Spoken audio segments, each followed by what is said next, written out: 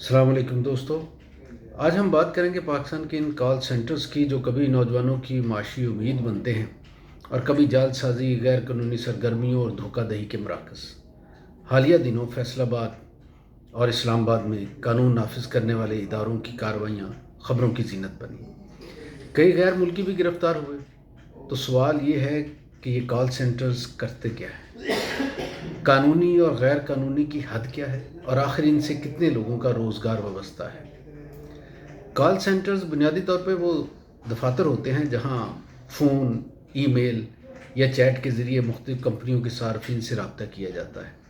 इनमें से बहुत से कॉल सेंटर्स बैनुल-अक़वामी कंपनियों के लिए आउटसोर्सिंग सर्विसेज फराहम करते हैं, जैसे technical support, sales, customer care वगैरह। पाकिस्तान में ख़ास तौर पर कराची, लाहौर, फैसलाबाद, इस्लामाबाद में हज़ारों कॉल सेंटर्स काम कर रहे हैं। इनमें से बहुत से कानूनी हैं, लेकिन कुछ बदकिस्मती से गैर कानूनी सरगर्मियों में भी मुलव्वस पाए गए। फैसलाबाद और इस्लामाबाद में हालिया छापों में कई कॉल सेंटर्स पर इल्ज़ाम लगाया गया कि वो शहरियों को बैरून मुल्क कॉल करके धोखाधड़ी के ज़रिए से पैसे बटोर रहे हैं। मिसाल के तौर पे आपका कंप्यूटर वायरस से मुतासर है, हमें रिमोट एक्सेस दें, या आपके नाम पर इनाम निकला है, फ़ीस अदा करें। ऐसे जुमले आमतौर पर इस्तेमाल होते हैं। कानून नाफिज करने वाले इदारों जैसे कि FIA और PTA को ऐसे जराइम पर कार्रवाई का हक हासिल है। ख़ास तौर पर साइबर क्राइम विंग ऐसे केसेस में मुतहर्रिक किरदार अदा करता है। हर कॉल सेंटर को पाकिस्तान में काम करने के लिए चंद कानूनी तकाज़े पूरा करने होते हैं। एक तो ये कि security and exchange commission of Pakistan जो है, वहाँ से कंपनी की रजिस्ट्रेशन हो।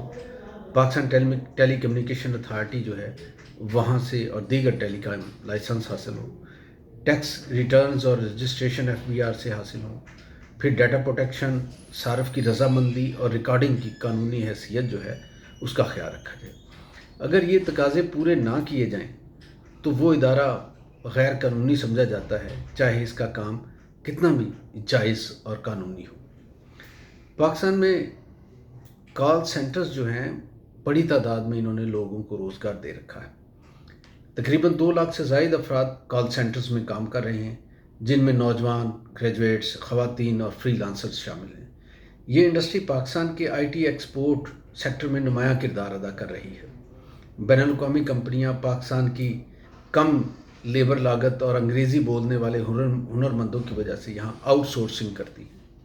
ताहम चंद कॉल सेंटर्स की जानिब से की जाने वाली जालसाजी से पूरे शोबे की साख मुतासर होती है, और ये ना सिर्फ मईशत बल्कि पाकिस्तान के आलमी इमेज को भी नुकसान पहुँचाती है।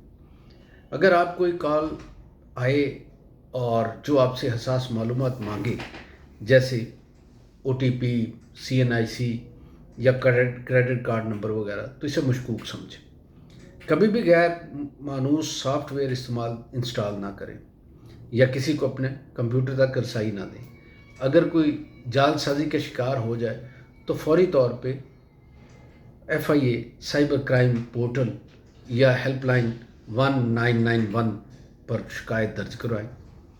दोस्तों, पाकिस्तान का मुस्तकबिल नौजवानों के हाथ में है और कॉल सेंटर इंडस्ट्री बड़ी उम्मीद है, लेकिन इस उम्मीद को कायम रखने के लिए हमें ज़िम्मेदारी, शफाफियत और कानून की पासदारी का बलीन रखना होगा।